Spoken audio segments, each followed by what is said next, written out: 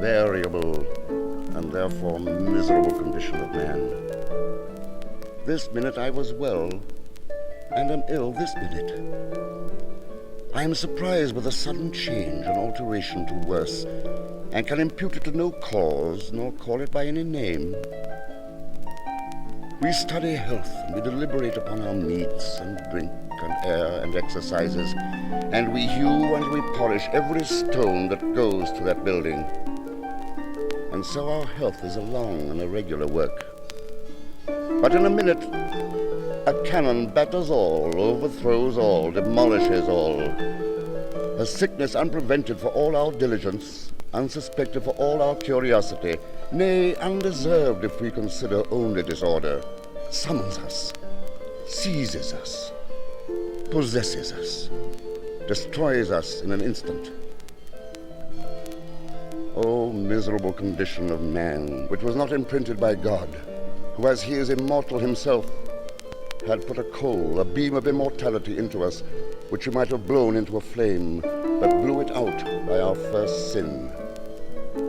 We beggared ourselves by hearkening after false riches, and infatuated ourselves by hearkening after false knowledge. So that now we do not only die, but die upon the rack, die by the torment of sickness. Nor that only, but are pre-afflicted, super-afflicted with these jealousies and suspicions and apprehensions of sickness before we can call it a sickness. We are not sure we are ill. One hand asks the other by the pulse, and our eye asks our urine how we do.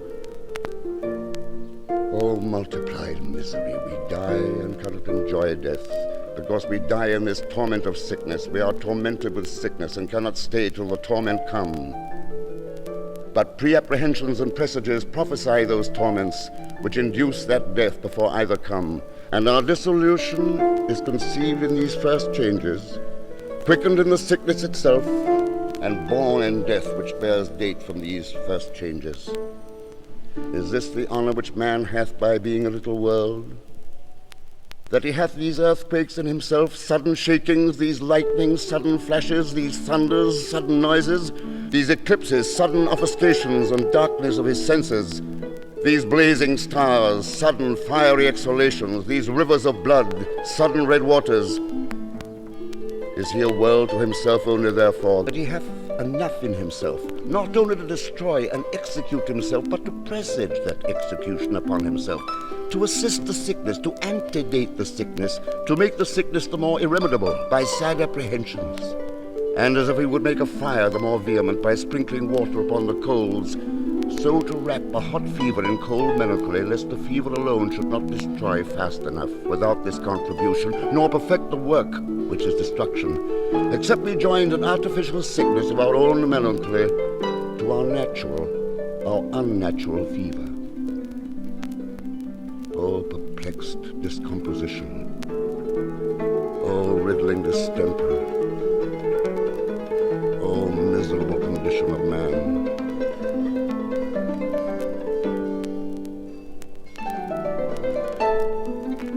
I observe the physician with the same diligence as he the disease.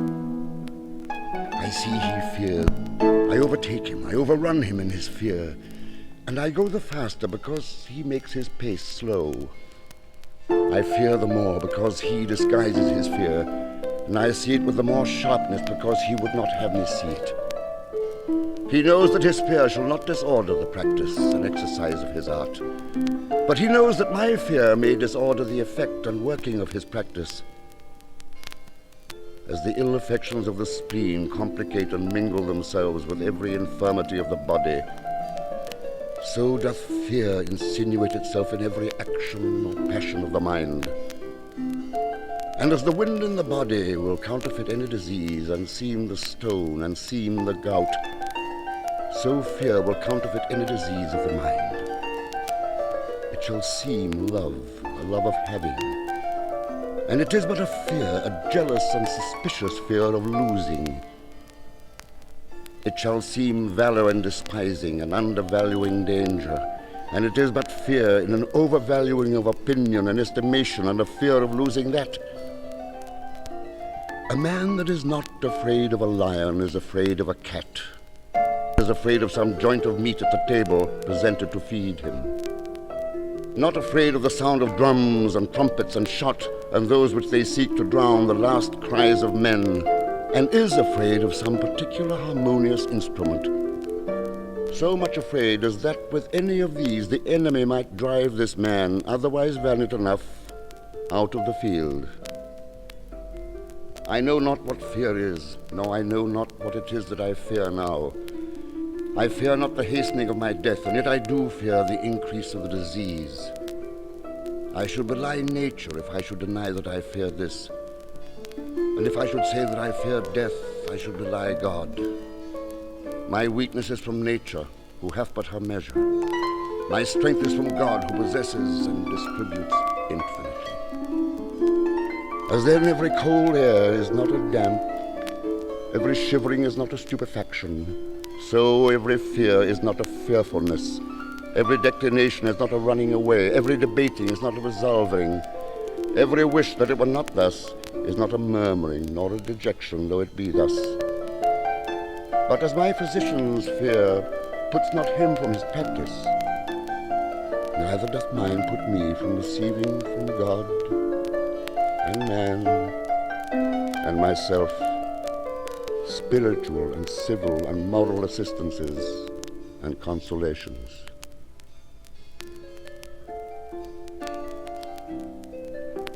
From the bells of the church adjoining, I am daily remembered of my burial in the funerals of others. We have a convenient author who writ a discourse of bells when he was prisoner in Turkey. How would he have enlarged himself if he had been my fellow prisoner in this sick bed, so near to that steeple which never ceases, no more than the harmony of the spheres, but is more heard. When the Turks took Constantinople, they melted the bells into ordnance. I have heard both bells and ordnance, but never been so much affected with those as with these bells. I have lain near a steeple in which there are said to be more than 30 bells, and near another where there is one so big as that the clapper is said to weigh more than 600 pounds, yet never so affected as here. Here the bells can scarce solemnize the funeral of any person but that I knew him, or knew that he was my neighbor. We dwelt in houses near to one another before, but now he is gone into that house into which I must follow him. There is a way of correcting the children of great persons, that other children are corrected in their behalf and in their names, and this works upon them who indeed had more deserved it. And when these bells tell me that now one and now another is buried, must not I acknowledge that they have the correction due to me and paid the debt that I owe? There is a story of a bell in a monastery, which when any of the house was sick to death, rang always voluntarily, and they knew the inevitableness of the danger by that. It rung once when no man was sick, but the next day one of the house fell from the steeple and died, and the bell held the reputation of a prophet still. If these bells that warn to a funeral now were appropriated to none, may not I, by the hour of a funeral, supply? How many men that stand at an execution, if they would ask, for what dies that man, should hear their own faults condemned and see themselves executed by attorney? We scarce hear of any man preferred, but we think of ourselves that we might very well have been that man. Why might not I have been that man that is carried to his grave now? Could I fit myself to stand or sit in any man's place, and not to lie in any man's grave? I may lack much of the good parts of the meanest, but I lack nothing of the mortality of the weakest. They may have acquired better abilities than I, but I was born to as many infirmities as they. To be an incumbent by lying down in a grave, to be a doctor by teaching mortification by example, By dying, though I may have seniors, others may be elder than I, yet I have proceeded apace in a good university, and gone a great way in a little time by the furtherance of a vehement fever. And whomsoever these bells bring to the ground today, if he and I had been compared yesterday, perchance I should have been thought likelier to come to this preferment then than he. God hath kept the power of death in his own hands, lest any man should bribe death. If man knew the gain of death, the ease of death, he would solicit, he would provoke death to assist him by any hand which he might use. But as when men see many of their own professions preferred, it ministers a hope that may light upon them. So when these hourly bells tell me of so many funerals of men like me, it presents, if not a desire that it may, yet a comfort whensoever mine shall come.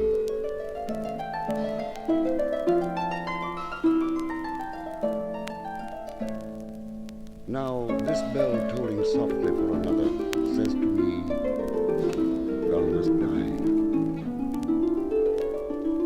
Perchance he for whom this bell tolls may be so ill as that he knows not it tolls for him. And perchance I may think myself so much better than I am, as that they who are about me and see my state may have caused it to toll for me. And I know not that. The Church is Catholic, universal, so are all her actions. All that she does belongs to all. He baptizes a child. That action concerns me, for that child is thereby connected to that head which is my head too, and engraft into that body whereof I am a member. And when she buries a man, that action concerns me. All mankind is of one author and is one volume. When one man dies, one chapter is not torn out of the book, but translated into a better language, and every chapter must be so translated. God employs several translators. Some pieces are translated by age, some by sickness, some by war, some by justice. But God's hand is in every translation, and his hand shall bind up all our scattered leaves again, for that library where every book shall lie open to one another. As therefore the bell that rings to a sermon calls not upon the preacher only, but upon the congregation to come, so this bell calls us all. But how much more me, who am brought so near the door by this sickness? There was a contention as far as a suit, in which both piety and dignity, religion and estimation were mingled. Which of the religious orders should ring to prayers first in the morning? And it was determined that they should ring first that rose earliest. If we understand aright the dignity of this bell that tolls for our evening prayer, we would be glad to make it ours, by rising early in that application that it might be ours as well as his, whose indeed it is. The bell doth toll for him that thinks it doth.